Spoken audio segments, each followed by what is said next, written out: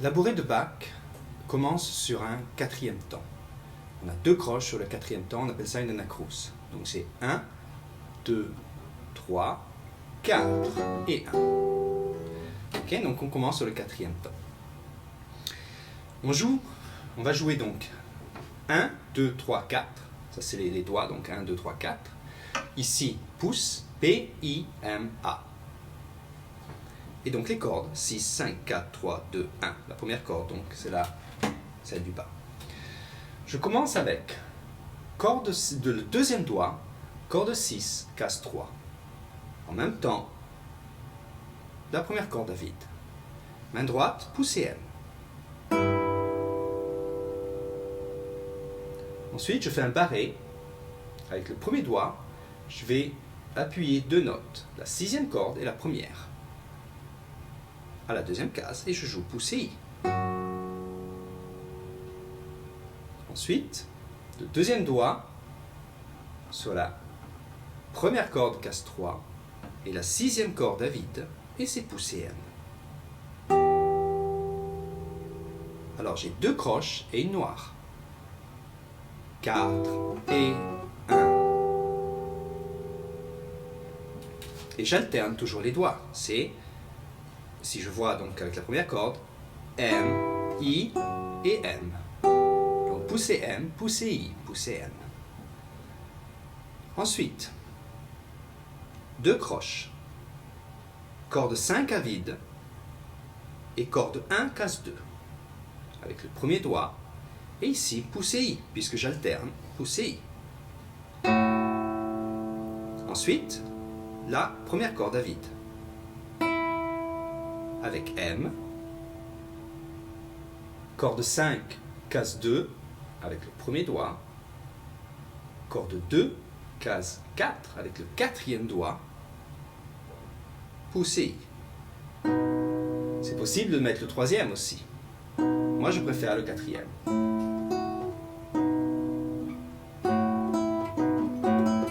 Ok, donc j'ai le quatrième doigt.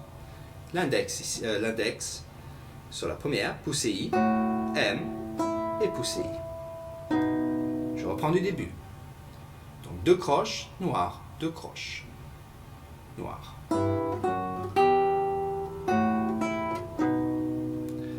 Ensuite, cinquième corde à vide. Première corde à vide, pouce et M. Première corde, deuxième case, avec le premier doigt et index. Et ensuite, corde 6, le deuxième doigt, sur la troisième case, je joue avec le pouce et la deuxième corde à vide. C'est toujours deux croches, une noire, deux croches, une noire, deux croches, une noire. Donc ces dernières notes qu'on a apprises, c'est comme ça. Et avec la main droite, c'est pouce et M, I, pouce et M. Du début.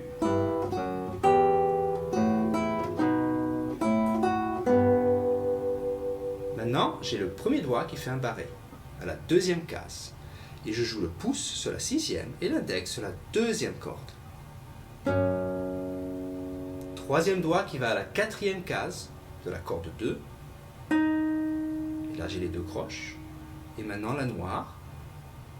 Pouce sur la sixième corde à vide. Et index sur la deuxième corde où je place mon quatrième doigt sur la cinquième case. Donc ces trois dernières notes, pardon, sont... Je reprends du début encore.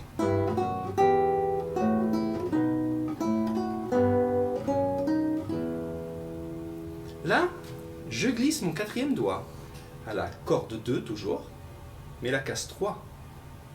Je place mon deuxième sur la sixième corde et je joue pouce et M. Donc j'ai le deuxième sur la sixième corde, case 2, pouce et M, index sur la corde 2. Là je mets le premier doigt sur la corde 2, donc case 1, et je joue avec l'index. Donc c'est...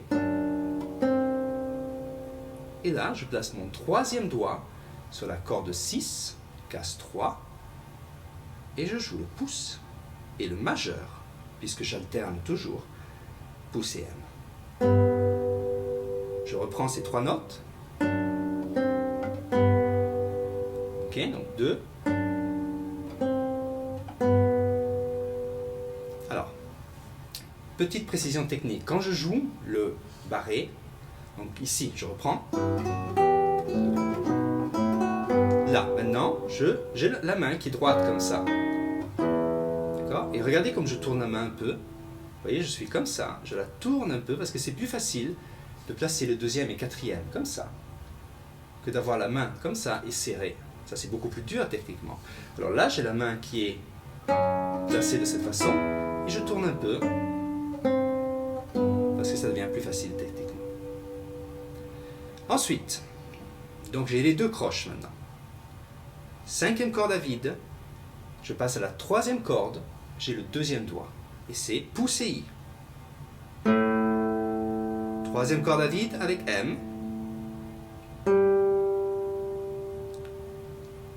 Et là, cinquième corde case 2 avec le premier doigt.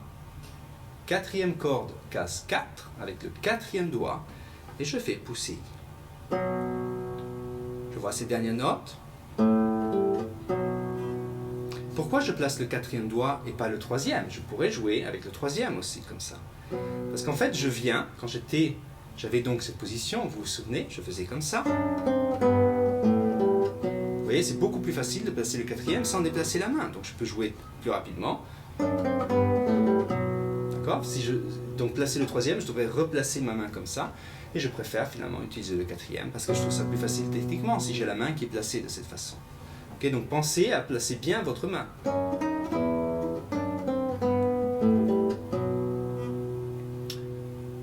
Ensuite, je reprends d'abord du début, ok? Comme ça.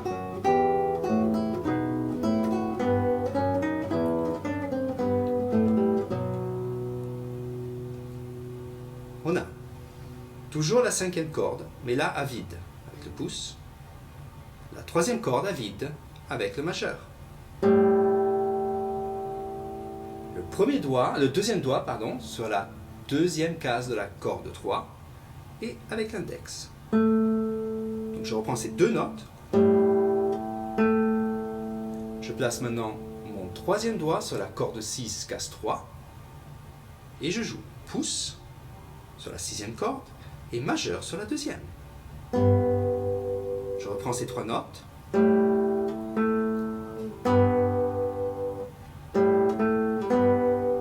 Donc deux croches. Et là, je vais avoir 4 croches maintenant. Avant, c'était toujours 2 croches noires, 2 croches noires. Donc ça, c'est mes deux dernières croches ici. Et j'ai que des croches maintenant. Je joue le deuxième doigt sur la corde 3, case 2, et index. Premier doigt, j'enlève tout, je mets le premier doigt sur la corde 5, case 2, et je joue avec le pouce, et la troisième corde à vide, pouce M. Quatrième doigt sur la corde 4, case 4, avec l'index. Je joue ces 4 notes, donc à partir d'ici.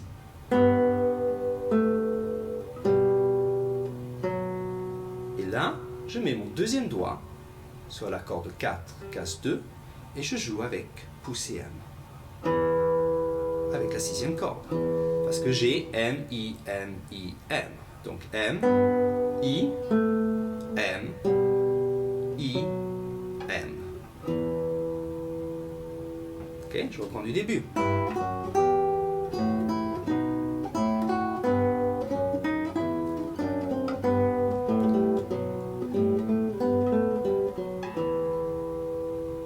J'ai le deuxième doigt. Et là, je dois garder le deuxième doigt et en même temps jouer le pouce sur la sixième. Okay, donc j'ai cette dernière note que je jouais avec M, pouce et M, et je joue le pouce sur la deuxième case. Et là aussi, vous voyez ma main. Si j'ai la main qui est placée comme ça, le premier doigt tombe plus facilement sur la première case.